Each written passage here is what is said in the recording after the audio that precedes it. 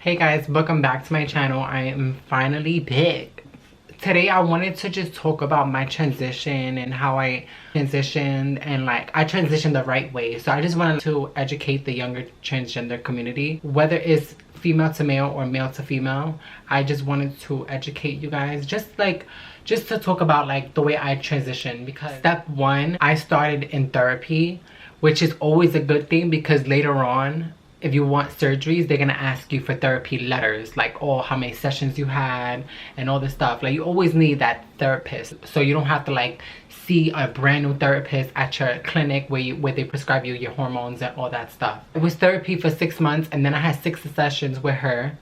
And then after, while going towards my last session with her, I already started the process of getting my name changed, because I didn't want to be one of those girls who transitions and start hormones and then like 3 months in hormones I finally change my name. I don't want that to happen, and I'm happy I did my name change first rather than hormones first, because I just want my name to change while I'm gonna be in the process of transitioning and taking hormones. I just feel like that's the correct thing.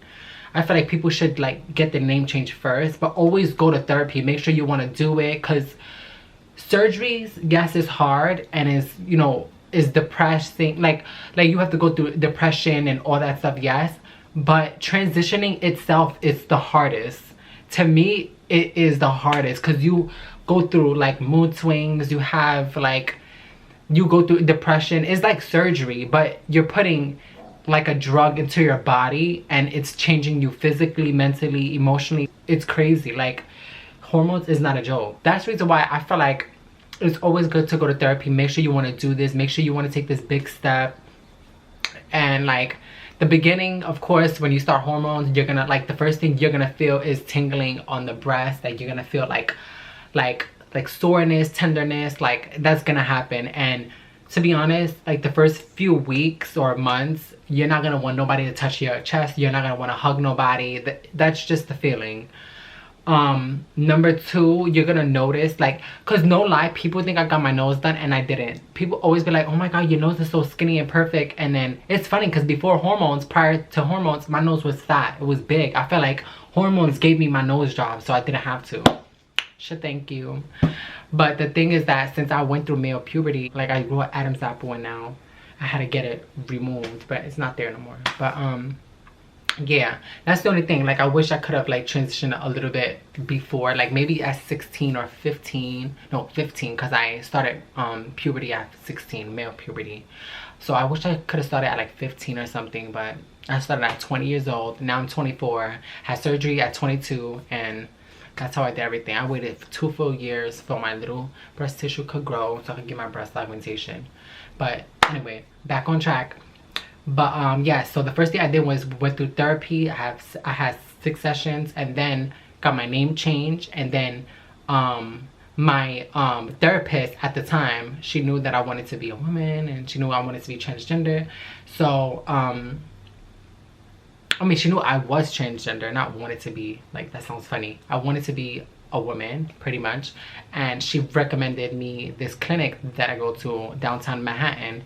And then that's when I started my hormone process. Like, they had to draw blood. It's like they were like talking to me, because when you go to a clinic, they give you a case manager, and then you have your primary care, and like you have so many people that make, like, there's one people that give you your shots or your hormone pills, and then there's another people that check your blood level, and then there's a case manager who talk you through surgeries and like getting letters prepared for you. That's why it's always a good thing to do like it step by step, the right way.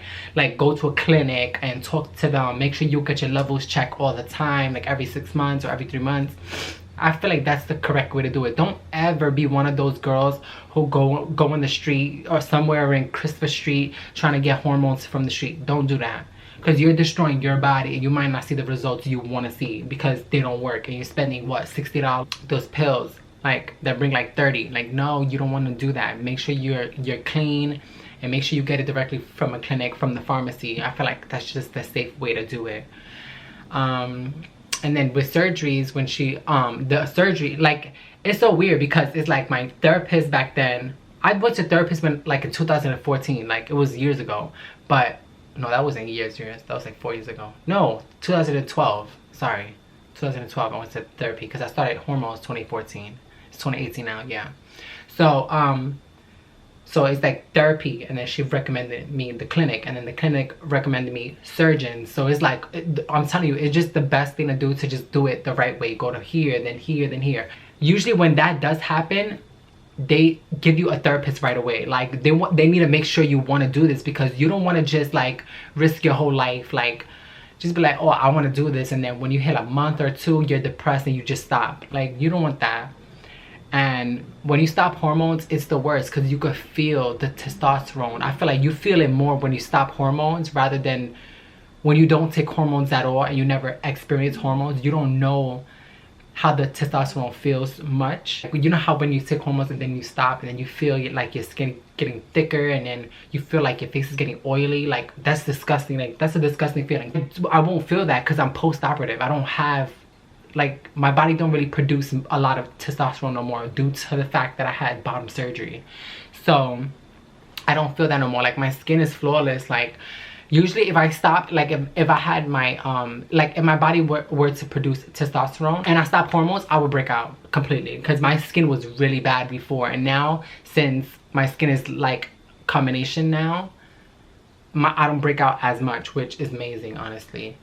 But I just, like, this video was mainly to tell the younger trans community, like, do things the right way. I know you want to transition so bad, but you should do it the right way, just because it's your body and you have to cherish your body, because you only get one body.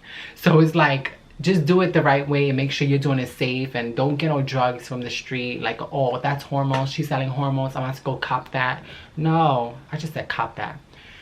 Don't. Oh my god, I just said this. That's such a New York thing. That's so weird. I don't even talk like that, honestly. I don't. I'm about to go get that. Definitely do not, like if one of those girls that comes to you and be like, hey, I know a person who's like giving out this or giving out this, like, especially like with the whole thing with like butt shots, like silicone butt shots, like, don't do that either. Even though it's cheap, like, don't even do that. Like, but with me, I got sculpture shots, so it wasn't like harmful. It was natural. It's collagen. It produces collagen, so it's like, it's not like, it's a natural thing, so it is not harmful or nothing. Like, with silicone, it gets hard during the years, and that's why I didn't go through with that. If I was to ever do silicone injections, it would be in my hip area, because I don't care if that part is hard. I don't really care.